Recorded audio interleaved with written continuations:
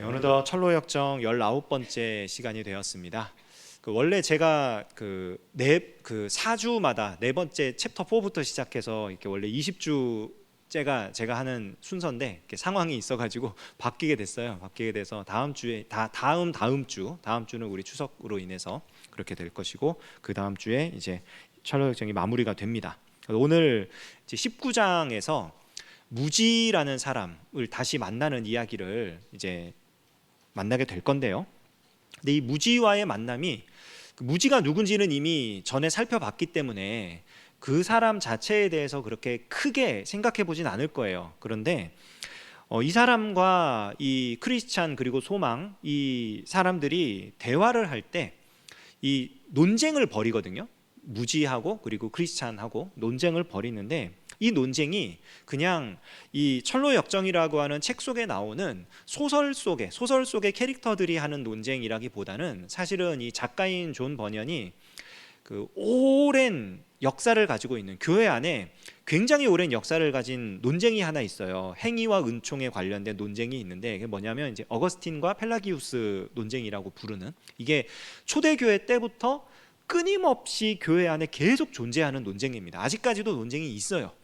물론 우리는 어거스틴 쪽, 칼빈주의 쪽, 이제 은혜 쪽으로 이렇게 되어 있지만 논쟁이 계속됩니다. 그 논쟁의 핵심은 뭐냐면, 우리가 구원을 얻음에 있어서 행위가 차지하는 역할이 뭐냐, 행위의 역할이 어디에 있느냐, 우리가 구원을 믿음으로만 받느냐, 아니면 행위도 우리 믿음의 그런 구원의 근거가 될 수 있느냐, 아니면 믿음과 행위가 어떻게 적절히 조화를 이루어서 구원을 이루어낼 것이냐 하는 굉장히 중요한 논쟁이에요. 중요한 논쟁인데, 이 논쟁을 함에 있어서 사실은 이렇게 논쟁이 되는 이유가 뭐냐면은 무지 때문이거든요. 무지라는 말 자체가 모른다라는 거잖아요. 모르기 때문에 논쟁이 생기는 거예요. 뭘 모르느냐, 무지가 모르는 게 뭐냐면은, 결론부터 말씀드리면 세 가지를 몰라요. 무지가 첫째는 자기 자신을 몰라요.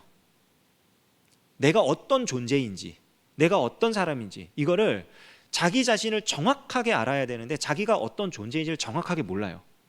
두 번째로 그가 모르는 건 뭐냐면, 예수 그리스도를 몰라요.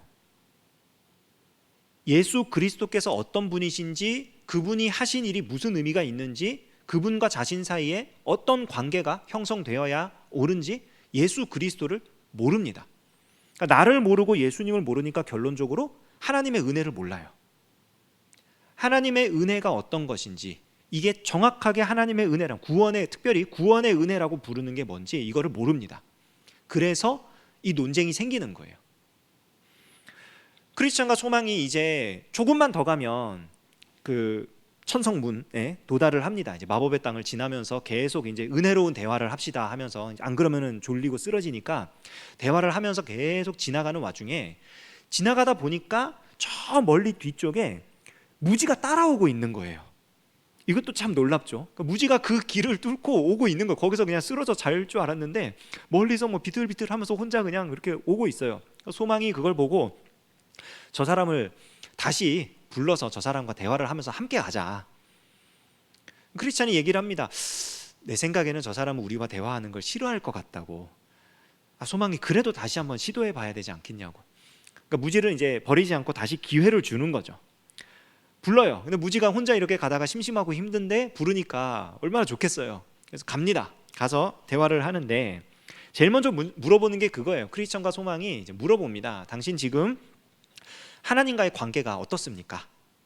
하나님과 당신 영혼 사이의 관계가 어떻습니까? 왜냐하면 무지는 이미 전에 만났을 때 하나님하고 상관없는 사람이라는 걸 확인을 했잖아요. 크리스천과 소망이. 그러니까 물어보는 거예요. 점검을 하는 거예요. 지금은 과연 바뀌었을까? 아니면 아직도 여전히 그럴까? 하나님과 당신 사이에, 당신 영혼 사이에 관계가 어떻습니까? 했더니 무지가 아주 자신 있게 대답합니다. 너무 좋습니다. 나와 하나님 사이의 관계는 아주 좋습니다. 왜 그렇게 생각하십니까? 왜냐하면 내가 모든 선한 것들에 대해서 항상 동의를 하고 있기 때문입니다. 나는 선한 것을 선하다고 말하고 선한 것을 추구하고 있기 때문에 나는 하나님과 아주 좋은 관계를 맺고 있는 중입니다. 이렇게 얘기를 하는 거예요. 그래서 그게 대체 무슨 말이냐? 그랬더니 그가 자기가 뭘 믿냐고 얘기하냐면 자기는 천국도 믿어요. 무지는 지금 천국에 있는 걸 믿어요. 하나님이 존재하는 거 믿어요. 자기가 천국 가고 싶어 해요. 천국 소망이 있어요. 그리고 이를 위해서 모든 것을 다 버리고 지금 헌신하고 이 길을 오고 있는 거예요. 자기는. 그러니까 자기 스스로 봤을 때 자기는 하나님께 버림받을 이유가 하나도 없어요. 그래서 물어봅니다. 아니, 당신이 그렇게 스스로 하나님과 관계가 좋고 당신이 좋은 믿음을 가지고 이렇게 확신하는 근거는 대체 무엇입니까?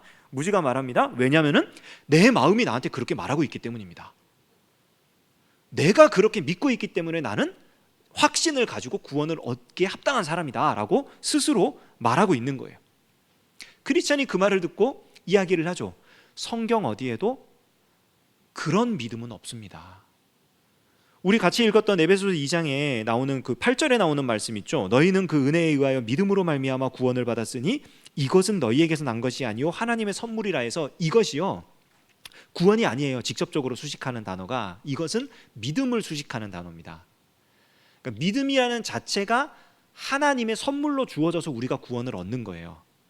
근데 지금 무지는 내가 믿고 있고 내 마음이 나한테 그렇게 말하고 있기 때문에 나는 구원의 확신을 얻은 구원을 보장받은 사람이라고 스스로 평가를 하는 겁니다.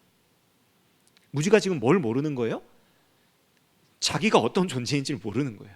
로마서 3장 10절에서 12절 기록된 바 의인은 없나니 하나도 없으며 깨닫는 자도 없고 하나님을 찾는 자도 없고 다 치우쳐 함께 무익하게 되고 선을 행하는 자는 없나니 하나도 없도다. 자기 스스로의 믿음으로 자기 자신을 구원에 이르게 할 정도로 선한 사람은 존재하지가 않는 거예요. 의인이 없어요. 이게 신약시대에만 그렇습니까? 로마서는 바울이 쓴 편지잖아요. 그럼 신약시대에만 그럴까요? 아니요. 창세기 6장 5절을 보면요, 여호와께서 사람의 죄악이 세상에 가득함과 그의 마음으로 생각하는 모든 계획이 항상 악할 뿐임을 보시고. 여러분, 이게 언제예요? 노아 홍수 이전 시대입니다. 사람이 땅에 살면서부터 이미 죄와 악으로 가득해서 부패한 본성을 가지고 악한 존재로 살아가는 거예요. 선을 행하는 자가 없어요. 의인이 없어요. 사람은 원래 그런 존재예요. 그런데 무지가 그걸 모르는 거예요. 내가 죄인이라고 하는 사실을 모르는 겁니다. 크리스찬이 굉장히 의아해서 물어봅니다. 아니, 당신은 지금 사람의 본성이 악하다는, 당신이 죄인이라는 것을 인정하지 않는데 어떻게 그리스도를 필요로 하고 있다고 말할 수 있으며 어떻게 그분을 믿을 수 있습니까? 지금 그렇잖아요. 내가 죄인이 아니에요. 내 믿음으로 내가 구원받는 거예요. 그러니까 나를 구원해줄 다른 존재가 필요가 없는 거잖아요. 근데 어떻게 그리스도가 필요하다고 말하며 그리스도를 믿는다고 말을 하는 겁니까? 그랬더니 무지가 말을 합니다. 나 예수 그리스도를 잘 믿는다. 나는 그분이 모든 죄인들을 위해서 죽으셨다는 사실을 믿고 있고, 그리고 그분이 우리가 하는 모든 거룩한 행위들을 하나님께 연락되도록 거룩하게 만들어주시는 분이, 의롭게 만들어주시는 분이라는 걸 믿고 있다. 이게요, 사실은 아주 교묘한 말장난입니다. 그러니까 무지가 믿는 건 뭐냐면은 예수 그리스도를 믿고 있는 게 아니에요. 인격적인 구주를 믿는 게 아니라 그 예수 그리스도라고 하는 분이 십자가의 사역을 통해서 뭘 거룩하게 한 거냐면, 이 사람이 이 그리스도가 한 사역을 믿고 내가 그걸 가지고 어떤 행동을 하면, 종교적인 행위를 하면 이 종교적인 행위를 하나님이 받으시도록 거룩하게 인쳐주는 그런 그리스도를 믿는 거예요. 여러분, 이게 그 당시 역사적 정황도 우리가 조금 이해를 할 필요가 있는데, 그 로마 카톨릭이 가지고 있는 그 이제 주입된 은혜라는 개념이 있습니다. 인푸자 그라티아라는 개념이 있는데, 그게 뭐냐면 우리 사람의 행위가 어느 정도 선까지 갈 수 있어요. 어느 정도 선까지 갈 수 있는데 요 구원에 이르는 요만큼 부족해. 요만큼 부족한 거를 그 그리스도께서 은혜를 쫙 주입해 주심으로써, 그러니까 우리가 예를 들면 이런 느낌이에요. 그 이제 제가 학부 다닐 때 그 철학을 가르쳤던 교수님이, 신국원 교수님이 이제 설명을 할 때 이렇게 설명을 하시더라고요. 그 개념을, 그 케이크를 만들었는데 케이크를 딱 빵 굽고 막 하잖아요. 했는데 이 위에 크림이 없으면 아직 케이크 아니잖아요. 근데 그 인푸자 그라티아가 뭐냐면 거기에 크림을 싹 바르는 거예요, 케이크 위에. 그럼 그게 이제 케이크가 되는 거죠. 근데 이 케이크에 있어서 중요한 빵이나 이런 것들은 크림이 없어도 다 만들어져요. 내가 다 한 거야. 내가 다 했고 내 힘으로 다 했고 내 의지와 내 능력과 내 노력으로 다 해놨고 이거를 가지고 거룩하게 인을 쳐서 받아들여지도록 만들어주는 은혜. 그게 구원의 은혜라는 거죠. 그게 그리스도가 하신 일. 지금 무지가 그 얘기를 하는 겁니다. 그러니까 크리스찬이 그걸 가만히 들어보니까 이거는 인격적인 칭의가 아니라 행위에 대한 칭의를 얘기하는 거거든요. 존재 자체를 중생하게 해서 거듭나게 해서 그 존재가 하나님께 받아들여지는 하나님의 백성으로 되는 게 아니라 이 사람이 하는 행위에 대해서 그냥 기름을 발라서 이렇게 거룩하게 된 것처럼 만들어주는, 당신의 말은 그리스도의 칭의를 인격이 아니라 행위에 적용하고 있는 거다. 이거는 성경이 말하는 의롭게 하시는 역사가 아니다 라고 이야기를 합니다, 크리스찬이. 그러자 무지가 이제 반론을 하는 거예요. 만약 당신의 말처럼, 크리스찬 당신의 말처럼, 그러면 우리 행위와는 상관없이 나라는 존재가 쏙 빠져 있는데 예수 그리스도께서 홀로 다 사역을 하시고 그리고 그냥 다 그런 어떤 의로움, 거룩함, 하나님 백성됨, 구원됨 이런 거를 그냥 성취를 하신 다음에 우리한테 그냥 부여하시는 거라면 그럼 세상에 예수 믿는 사람들은 전부 다 자기 마음대로 살게 될 거 아니냐. 내 행동이 아무 상관없으니까 믿기만 하면 구원받는다. 이거는 내 행위를 오히려 엉망진창으로 만드는 잘못된 그런 교리 아니냐 이러면서 공격을 하는 거죠. 그러자 크리스찬이 뭐라 그러느냐? 당신은 칭의, 참 믿음, 그리스도를 통한 구원의 능력 이런 것들을 모르고 있는 거다. 구원의 은혜가 무엇인지를 실제로 경험적으로 알지 못하고 있다. 그래서 지금 그렇게 말하는 거다. 소망이 옆에서 거듭니다. 왜 그러냐면요, 진정한 칭의의 은혜, 구원의 은혜, 이거를 믿음으로 구원받는다 하면은 행동은 상관없이 우리가 마음대로 살면 되는 거 아니냐라고 하는 거를, 그게 말이 안 되는 이유가 뭐냐면요, 성경에서도 예수님께서도 행동을 굉장히 중요하게 보십니다. 마태복음 7장 21절, 나더러 주여 주여 하는 자마다 다 천국에 들어갈 것이 아니요 다만 하늘에 계신 내 아버지의 뜻대로 행하는 자라야 들어가리라. 행동을 얘기하세요. 야고보서 2장 19절 입죠. 아주 유명한 말씀이죠. 네가 하나님은 한 분이신 줄 믿느냐? 잘하는도다. 귀신들도 믿고 떠느니라. 허탄한 사람아, 행함이 없는 믿음이 헛것인 줄을 알고자 하느냐. 야고보서 2장 26절, 영혼 없는 몸이 죽은 것 같이 행함이 없는 믿음은 죽은 것이니라. 성경 어디에도 믿음을 가지게 되면 행함과 상관없이 구원 얻는다는 말은 없어요. 그러니까 무지는 지금 성경을 모르는 거예요. 구원의 은혜가 어떻게 작용하는지, 믿음이 어떻게 작용하는지 본인이 경험한 적이 없어요. 그러니까 지레 이 크리스찬의 말에 대해서 믿음으로 구원 얻으면 그 행동 상관없다고 하고, 그러면 내 행동 마음대로 해도 된다는 이런 주장을 지금 펴는 게 아니냐, 지금 이렇게 말을 하는 겁니다. 이 둘의 싸움을 보고 있던 소망이 무지에게 물어봅니다. 그럼 혹시 당신은 하늘로부터 계시되는 그리스도를 본 적이 있습니까? 하늘로부터 계시되는 그리스도를 본 적이 있습니까? 그러니까 예수 그리스도를 구주로 영접했습니까? 인격적인 구주로 영접했습니까? 그런 체험을 하셨습니까? 지금 그 질문입니다. 그러자 무지가 이렇게 말합니다. 당신은 계시를 정말 좋아하는군요. 당신들처럼 계시 운운하는 사람들은 정신이 약간 나갔다고 저는 믿습니다. 신비주의다 이거예요. 어떻게 하늘에서 오는 그런 환상 같은 걸 보고서 그걸 가지고 믿음이라고 말을 하느냐. 하나님은 그런 하나님 아니다. 우리의 이성을 만드셨고 이성적으로 믿게 하시고 하는데 어떻게 그런 신비로운 환상이나 이런 걸 가지고 지금 얘기를 하느냐. 근데요, 하늘로부터 오는 그리스도, 하늘로부터 계시된 그리스도라는 것은 신비로운 어떤 현상이나 그런 환상, 이걸 말하는 게 아닙니다. 하나님께서 깨우쳐 주시는 걸 말씀하고 있는 거예요. 마태복음 11장 27절, 내 아버지께서 모든 것을 내게 주셨으니 아버지 외에는 아들을 아는 자가 없고 아들과 또 아들의 소원대로 계시를 받는 자 외에는 아버지를 아는 자가 없느니라. 하나님 아버지께서 계시해 주지 않으면 예수 그리스도를 알 수 없습니다. 그러니까 예수 그리스도를 정말 알고 있다라고 말하는 사람은 하늘로부터 계시된 그리스도를 본 사람일 수밖에 없는 거예요. 그 방식이나 어떤 모양들 이런 것들에 대해서는 여러 가지 다양한 모습들이 있겠죠. 왜냐하면 하나님께서 우리에게 인격적으로 계시하시니까.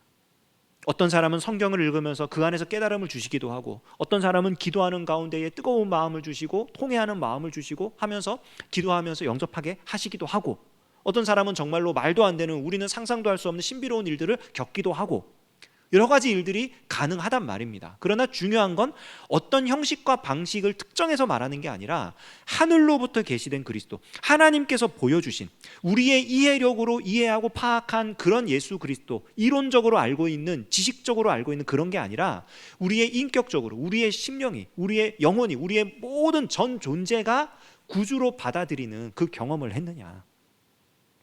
그게 하늘로부터 계시된 그리스도를 받아들이는 거거든요. 경험한 거거든요. 이렇게 얘기하니까 무지가 말을 합니다. 그건 두 분의 방식이지 제 방식이 아닙니다. 저는 도저히 당신들과 함께 갈 수 없겠습니다. 먼저 가십시오. 그리고 떨어져 나갑니다. 함께 갈 수 없는 거죠. 사실 무지는요, 정말 중요한, 어떻게 보면은 마지막이라고 할 수 있는 기회를 놓쳐버린 거예요. 크리스천과 소망은 끝까지 무지를 데리고 가려고 그랬습니다. 무지가 깨닫게 하려고 했습니다. 그러나 안 되었죠. 말씀을 들려줘도 듣고 싶어하지 않고, 결국엔 자기 자신의 행위, 자기 자신의 신념, 이것이 구원의 근거가 되어서 말씀대로가 아니라 자기 방식대로 살아가는 모습, 이게 무지의 모습이에요. 무지가 떠나고 나서 둘이 얘기를 합니다. 왜 무지가 저렇게 말씀을 거부할까요? 왜 하나님 말씀대로 알려주는데 그거를 거부하고 스스로 자기를 속여가면서 자기 확신을 가지고 저렇게 스스로 구원을 얻을 수 있다고 착각을 하고 있을까요? 왜냐하면 자신이 죄인임을 거부하기 때문입니다. 두려움이라는 게 있어요. 죄책감이 있습니다. 죄의식, 죄책감, 이런 것들이 있어요. 죄에 대해서 깨닫게 되는. 근데 죄에 대한 깨달음이요, 두려움으로 다가오는데 그 두려움은 결코 나쁘기만 한 두려움은 아닙니다. 그러니까 죄에 대한 두려움을 올바로 가지잖아요. 죄책감을 바르게 가지잖아요. 그러면은 이게 어떻게 되냐면은 내가 죄인임을 깨닫게 해줘요. 그러니까 내 존재를 알게 되는 거야. 아, 내가 죄인이구나.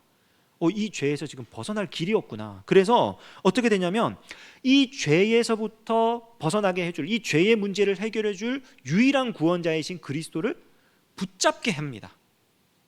그리스도가 아니고서는 이 죄의 문제를 해결할 존재가 없는 거예요. 해결할 방법이 없는 거예요. 그걸 제대로 알게 되면 이 두려움 때문에라도 그리스도를 붙잡게 되고요. 그렇게 그리스도를 붙잡잖아요. 그러면은 하나님을 경외하게 됩니다. 우리에게 구원자를 주신 하나님 아버지의 놀라운 은혜와 사랑을 깨닫게 되고요. 그러면은 당연스럽게 그 하나님의 말씀을 따라서 살아가려고 노력하게 됩니다. 이게 올바른 두려움으로부터 얻게 되는 유익이에요. 이 죄책감이 생기고 이 죄의 문제에 대해서 두려움이 생기고 이랬을 때 그리스도를 붙들면 이렇게 되는 거예요. 하나님을 경외할 수 있게 되고 하나님 말씀대로 살아갈 수 있게 되고. 그런데 이 두려움이 생겼을 때 잘못 반응, 다르게 반응을 하게, 틀리게 반응을 하게 되면 어떻게 되느냐? 두려움 자체를 거부해요. 죄의식 자체를 차단해 버리는 거예요. 왜냐하면 이 죄의식이 마귀로부터 오는 거구나, 나를 지금 뒤흔들려고 하는 거구나, 이러면서 그 자체를 막 거부해요. 그러면서 나한테 두려움이 있으면 내 믿음이 약한 거야, 내가 이렇게 바닥으로 떨어지는 거야, 그러면 안 돼, 내가 어떤 사람인데. 아니야. 두려움을 가지면 안 돼. 아무것도 두려워하면 안 돼. 확신은 그런 거야. 구원의 확신이란 건 두려워하면 안 되는 거야. 그러니까 두려움을 거부해 버리는 거예요. 죄로부터 오는 두려움을 거부하려면 어떻게 해야 돼요? 죄를 거부하면 되는 거예요. 그러니까 나는 결과적으로 죄인이 아니에요. 내가 죄인이 아니니까 구원자를 필요로 하지 않아요. 그러니까 그리스도를 붙잡지 않습니다. 그리스도를 붙잡지 않으니까 하나님의 말씀, 그리스도를 우리에게 보내주신 하나님 아버지의 사랑과 은혜를 바르게 알 수가 없어요. 그러니까 하나님 말씀대로 살아갈 의지와 노력이, 만약에 겉모습으로 그걸 따른다 할지라도 그것이 바른 순종이 될 수가 없는 거예요. 오직 자기의 의를 세우는 자기식의 그런 신앙생활이 되어버리는 거죠. 무지가 말씀을 따르지 못하는 이유는 바로 그것 때문입니다. 내가 죄인인 걸 몰라요. 예수 그리스도를 몰라요. 그러니까 구원의 은혜를 모르는 겁니다. 이렇게 무지에 대해서 이야기를 나누고 나서 무지에 더해서 또 하나, 이게 정말 구원의 길에 가까운데 이렇게 떨어져 나가는 사람들 중에 또 하나의 사람을 이야기를 해요. 두 사람이 누구냐면은 임시라는 사람에 대해서 갑자기 주제를 전환해서 이야기를 합니다. 임시가 어떤 사람이냐면 그 정직의 도시에서 3km쯤 떨어진 은혜 없음이라는 곳에서 베반이라는 사람과 이웃하며 살았던 사람이에요. 참 재밌죠, 이름들이. 어느 날 그 임시가 갑자기 죄를 깨달았어요. 그러니까 죄의식이 온 거죠. 무지처럼 거부한 게 아니라 이 사람은 그 죄의식이 생기고 죄책감이 생겼을 때, 아, 내가 이 죄로부터 벗어나야 하는구나, 이 죄로 인한 심판이 너무나 무섭구나, 이러면서 이렇게 회개하고 돌아오고 싶었어요. 그래가지고 크리스천과 가까이 지냈습니다. 순례길을 걷기로 했습니다. 그런데 갑자기 어느 순간 자기 구원이라는 친구를 만나더니 순례길을 떠나버렸어요. 자기 구원, 자기 스스로 자기를 구원하는, 그러니까 사실 무지와 똑같은 상태에 빠져버린 겁니다. 소망이 물어보죠. 아니, 왜 그렇게 된 겁니까? 왜 임시라는 사람은 그렇게 떠나버렸습니까? 똑같아요. 사실은 무지와 똑같습니다. 근데 그러니까 무지는 스스로를 죄인으로 인정하지 않는 거라 그랬잖아요. 근데 이 임시 같은 경우는요, 사실은 그거와는 살짝 결이 다르긴 한데 핵심은 똑같아요. 양심은 깨우침을 받았지만 마음이 변화되지 않았다, 이렇게 표현을 합니다.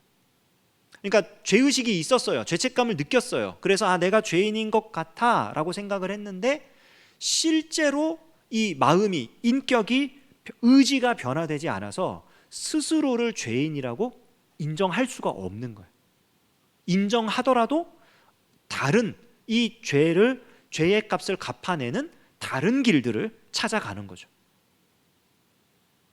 처음에 들었을 때 지옥불, 뭐 이런 심판, 이런 것들을 막 두려워하면서 아, 안 돼, 나는 구원 받아야 돼. 그런데 다른 어떤 그 죄값을 덜어낼 수 있는, 더 가벼운 형벌을 받을 수 있는 어떤 그런 것들에 대한 길을 찾는다든지, 아니면은 뭐 사실은 그 지옥불, 그 심판, 이런 것들이 허상에 불과한다는 잘못된 소식을 듣는다든지, 그걸 받아들인다든지 하면서 이 마음이 점점 완악해져 가는 겁니다. 처음 가졌던 그 두려움과 이런 것들을 멀리 하는 거예요. 왜냐하면 두려움을 가지는 그게 부끄러우니까, 창피하니까. 종교라는 것, 믿음이라는 것을 의지해가지고 이 구원을 얻으려고 하는 이 모습이 너무나 비참한 모습인 것 같으니까 자기의 낮아짐을 인정하지 않는 거예요. 그러니까 무지나 임시나 똑같습니다. 자기 자신이 얼마나 비참한 죄인인지를 깨닫고 인정하고 자백하면 그리스도를 붙들게 되는 건데, 그리스도를 붙들 수가 없는 거예요.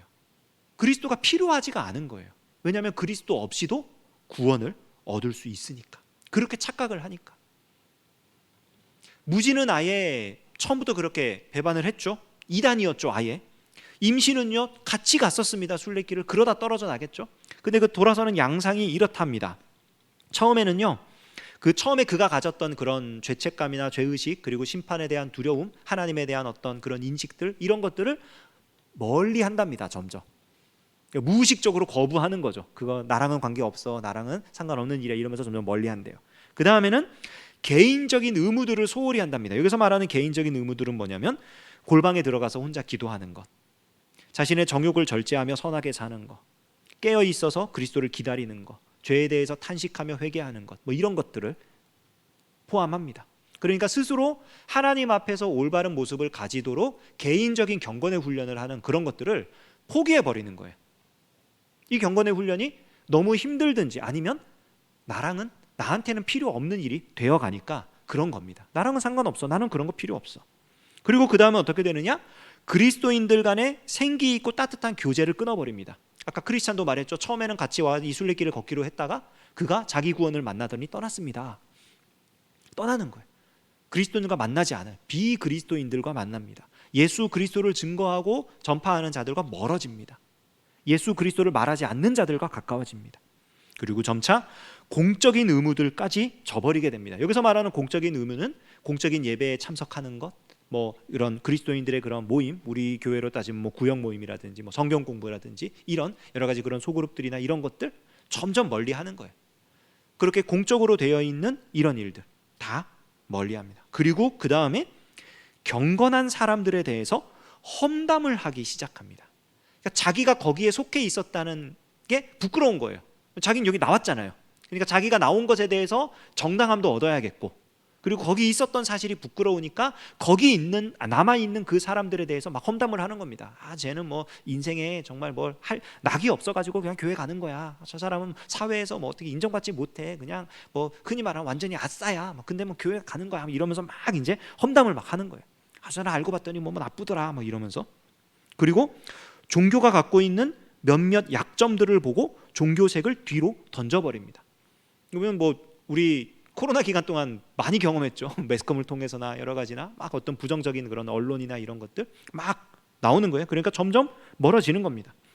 그러면 자연스럽게 육신적이고 느슨하고 음탕한 자들과 어울려 사귀기 시작합니다. 사람이 혼자 못 사니까 건강한 자들 멀어졌으면 불경건한 자들과 가까워지겠죠. 그러니까 그런 사람들과 사귀기 시작하는 거예요. 그리고 그러다가 정직하다고 여겨지는 자들 가운데 은밀한 육신적인 관습을 발견하면 이에 더욱 힘입어 죄를 더욱 담대히 행하려 함. 이게 무슨 말이냐면은 믿는 사람들 중에도 실수하는 사람들이 있잖아요. 가끔 넘어지는 사람들이 있잖아요. 그걸 보면 옳거니 하는 거예요. 그 봐봐, 저 사람도 저렇잖아. 저거 잘못된 거야. 저 사람 믿음 다 가짜야. 교회에서 말하는 거 다 뻥이야. 그러면서 담대하게 죄를 행하는 거예요. 그리고 공개적으로 작은 죄들을 범하기 시작해요. 이제는 공개적으로 나 예수 안 믿는 게 당연한 거야. 교회 안 다니는 게 당연한 거야. 신앙이라는 건 없는 게 더 좋은 거야. 이러면서 마음이 굳어져서 완전히 본색을 드러내게 됩니다. 이게 교회를 떠나는, 신앙을 떠나는 자들, 그리스도를 떠나는 자들의 모습이에요. 이게 이 모습들에 대해서 크리스천과 소망이 얘기를 합니다. 은혜의 기적이 일어나지 않는 한 그들은 다시 비참의 깊은 소용돌이 속에 휘말리게 되며 자기 기만 속에서 영원히 멸망을 당하게 될 것입니다. 하나님께서 은혜로 구원하시지 않으면 불가능하다는 거예요. 돌아올 수가 없다는 거예요. 근데 사실 이거는요, 우리도 마찬가지입니다. 지금 우리가 금요일 저녁 시간에 와서 기도를 하고 있어요. 새벽에 오시는 분들도 있어요. 뭐 수요 예배, 또 구역 모임, 성경 공부 여러 가지를 막 하면서 남들보다 거룩하고 경건하고 그렇게 살아가는 사람들이 있어요. 그런데 이게 우리의 어떤 의로움의 근거나 우리의 어떤 자랑의 근거가 될 수 없어요. 그냥 할 수 있을 때 하게 하신 하나님의 은혜입니다. 예수 그리스도를 믿게 하신 것, 성경을 내가 몇 번을 읽었는데 성경은 뭐 어떤 분이 그런 얘기 했다 그러죠. 성경을 한 100번 읽으니까 이제 뭐 조금 알겠더라고. 그게 굉장히 겸손한 말인 것 같은데 굉장히 듣는 사람에게 어떻게 듣느냐에 따라서 굉장히 다른 거예요. 나 성경 100번이나 읽었어. 자랑하는 말이 될 수도 있거든요. 그게. 그러니까 어떻게 이거를 하고 있느냐, 우리가 가지고 있는 행위의 어떤 모습들 그 자체보다 더 중요한 게 뭐냐면은 왜 우리가 이걸 하고 있는가, 어떤 중심을 가지고 우리가 하고 있는 것들을 통해서 예수 그리스도를 굳게 붙잡고 있는 것이냐, 아니면은 우리가 하고 있는 것들 때문에 예수 그리스도와 오히려 더 멀어지고 있는 것이냐. 우리가 날마다 돌아봐야 돼요. 우리가 날마다 우리를 돌아보고 예수 그리스도를 붙잡고 하나님의 은혜를 생각해보고 그러지 않으면 우리도 결국 무지가 되는 거예요. 임시가 되는 거고. 왜냐하면은 우리의 의지와 노력으로 끝까지 구원의 길을 갈 수 있는 사람이 아무도 없어요. 정말 아무도 없어요. 하나님의 은혜로 가능합니다. 그렇기 때문에 우리가 예수님을 믿는다라고 했을 때는 예수님께서 우리를 거듭나게 하시고 우리가 하나님의 사람이 되어서 이 땅에 사는 동안 하나님의 사람답게 정말 겉모습은 바뀐 거 없고 상황은 바뀐 거 없고 아무것도 바뀐 거 없지만 실제로 우리의 속사람은 새롭게 되어서 완전히 새로운 사람이 되어서 새로운 인생을 살아가는 것처럼 변화된 삶을 살아갈 필요가 있는 거예요. 에베소서 4장 22절에서 24절입니다. 이거는 한 목소리로 같이 읽어볼게요. 시작. 너희는 유혹의 욕심을 따라 썩어져가는 구습을 따르는 옛사람을 벗어버리고 오직 너희의 심령이 새롭게 되어 하나님을 따라 의와 진리의 거룩함으로 지으심을 받은 새 사람을 입으라. 아멘. 새 사람을 입어라. 하나님께서 거듭나게 하시는 그런 존재가 되어서 그런 삶을 살아가라. 우리가 무지 혹은 임시가 갔던 그 길을 따르지 않고 크리스천과 소망이 가는 그 길을 가기 위해서는 이러한 은혜가 필요합니다. 우리가 그 은혜를 사모하며 그 은혜 가운데 살아가는 저와 여러분 되시기를 주님의 이름으로 축원합니다. 잠깐 기도하겠습니다. 하나님 아버지, 주님 우리를 사랑하셔서 이 밤에 기도할 수 있도록 허락하여 주시고, 주님 우리가 기도하는 가운데 주님의 뜻을 분별하고 주님의 마음을 알아갈 수 있도록 기회 주시니 참으로 감사드립니다. 하나님, 하나님의 은혜가 아니고서는 우리도 무지처럼 임시처럼 하나님을, 예수 그리스도를 떠날 수밖에 없는 존재임을 고백합니다. 주님, 우리의 마음과 생각을 굳건하게 붙들어 주셔서 오직 예수님을 붙잡게 하시고 하나님의 은혜로 구원받은 자로서 하나님의 백성답게 살아가는 우리 모두가 되게 하여 주시옵소서. 예수님의 이름으로 기도합니다. 아멘.